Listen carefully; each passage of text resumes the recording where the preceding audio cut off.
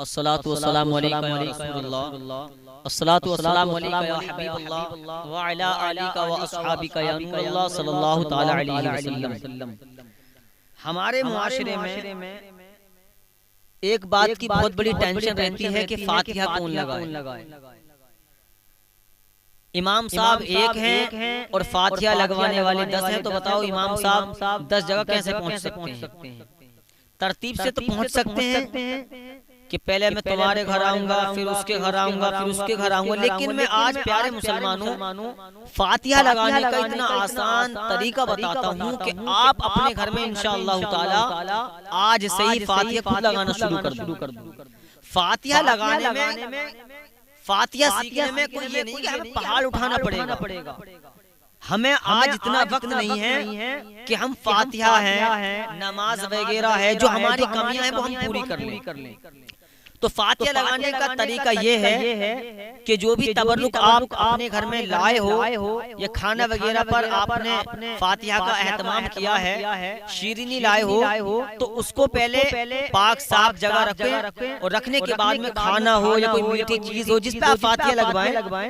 اگر فاتحہ کے لیے کوئی کھانے پینے کی چیز بھی نہیں ہے تو گلاس میں پانی ہی رکھ لیں، فاتحہ تو ہو جائیں گی۔ تو اب آپ کو یہ کرنا ہے، جب آپ نے کھانا وغیرہ رکھ لیا یا کوئی میٹھی چیز رکھ لی، تو میں بہت آسان سا طریقہ بتاتا ہوں کہ فاتحہ کا آسان طریقہ کیا ہے۔ آسان طریقہ یہ ہے کہ آقا علیہ الصلوۃ والسلام پر دل و جان سے ایک مرتبہ درود شریف پڑھیں۔ درود شریف پڑھنے کے بعد میں ایک مرتبہ الحمد شریف پڑھیں، اور پھر 3 مرتبہ سورہ اخلاص پڑھیں، یعنی کہ قل هو اللہ احد اللہ الصمد لم یلد ولم یولد ولم یکن لہ کفوا احد پڑھیں، 3 مرتبہ پڑھیں۔ پھر اس کے بعد آخر میں درود پاک پڑھیں۔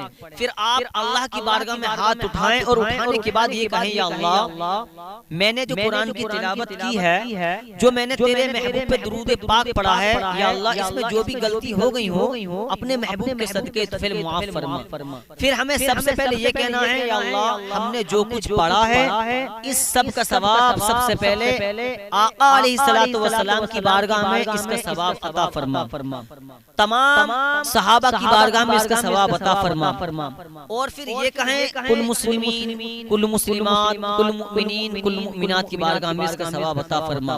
پھر آخر میں یہ کہہ دیں یا اللہ، جتنے بھی تیرے نیک بندے بندیاں ہیں ان کی بارگاہ میں اس کا ثواب عطا فرما۔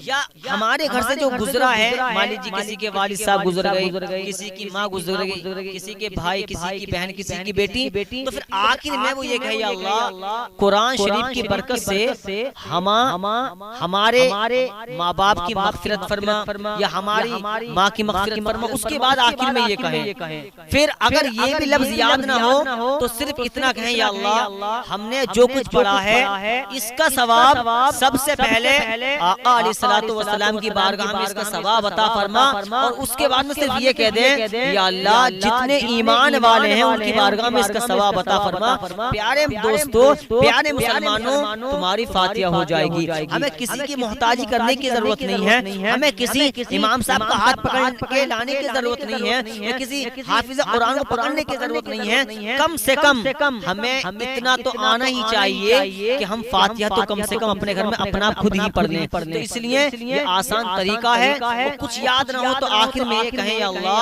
ہم نے جو کچھ پڑھا ہے، جتنے ایمان والے ہیں ان کی بارگاہ میں اس کا ثواب عطا فرما، اور جو بھی تمہارے گھر سے مرحومین گزر گیا پھر اس کو ایثار ثواب کر دیں۔ آخر میں یہ کہہ دیں یا اللہ، جتنے بھی مسلمان اس دنیا سے کوچ کر چکے ہیں، انتقال کر چکے ہیں، کوچ کر چکے ہیں، انتقال کر چکے ہیں، یا اللہ ان سب کی مغفرت فرما۔ یہ آسان طریقہ ہے۔ تو پیارے دوستو، ہمیں ان باتوں کو سیکھنا چاہیے، یہ چھوٹی چھوٹی باتیں ہمیں یاد ہونی چاہیے۔ اس لیے آج سے یہ نیت کر لیں کہ ہم خود ہی اپنے گھر میں فاتحہ پڑھیں گے۔ اللہ پاک ہم سب کو اس پر عمل کرنے کی توفیق عطا فرمائے۔